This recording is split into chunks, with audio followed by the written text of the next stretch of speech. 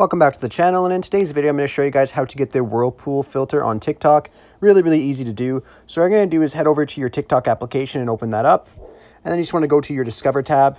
Then you're just going to search for Whirlpool. Search that.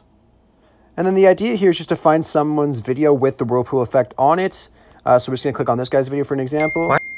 And as you can see above his name, it says Whirlpool, so we can click on that, and we can add it to our favorites, and then we could use it whenever we would like to make a new video. I really hope I was able to help you guys out with this video. If I was, be sure to leave a like and subscribe for more tutorials. Thanks for watching.